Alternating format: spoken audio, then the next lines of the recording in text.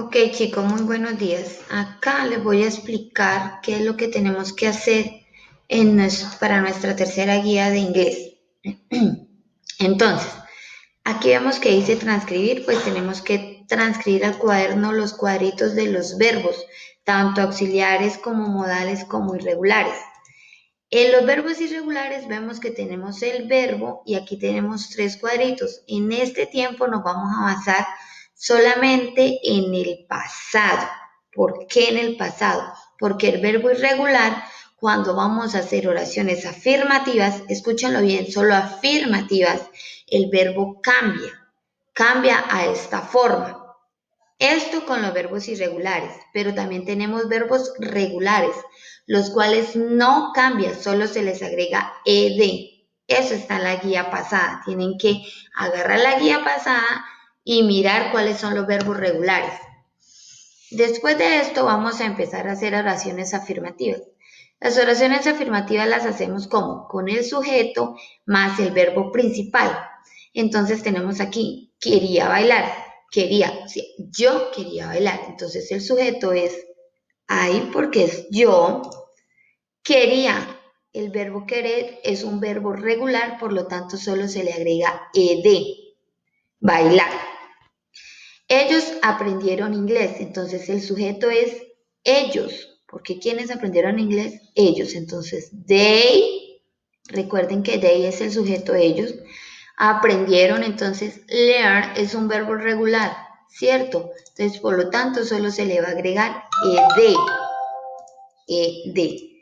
Ellos aprendieron inglés, mientras que acá compré un coche azul. ¿Quién compró un coche azul? Yo, entonces el pronombre I. Yo compré. El verbo comprar es un verbo irregular. Entonces nos vamos acá a mirar. El verbo comprar es un verbo irregular. Entonces, el verbo irregular en su forma pasada queda above. Entonces, eso es lo que vamos a colocar acá. Yo compré un carro azul. Vamos a colocar la forma del verbo en pasado. Si es un verbo regular, porque si es un verbo irregular, porque si es un verbo regular solo se le agrega ed. Eso igual tenemos que practicarlo muchísimas veces, entonces vamos a ver qué entendemos.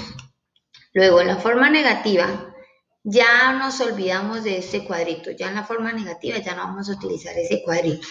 En la forma negativa vamos a utilizar el auxiliar del pasado simple, que es did, más la negación. Recuerden que en el presente simple utilizábamos do y das. Ahora en el pasado simple pues utilizamos el did. Entonces, ¿cómo se forma la forma negativa? El sujeto más el verbo auxiliar, el did, más la negación, más el verbo principal, más el complemento. Yo no quería bailar, entonces el sujeto que es I, el auxiliar did, la negación not, el verbo común y corriente querer bailar.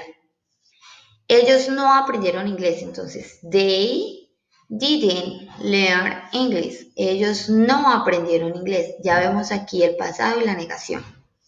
Y en la forma interrogativa, pues recuerden que siempre va el auxiliar de primero, que en este caso es did, siempre va el auxiliar de primero, luego va el pronombre y luego va el verbo común y corriente.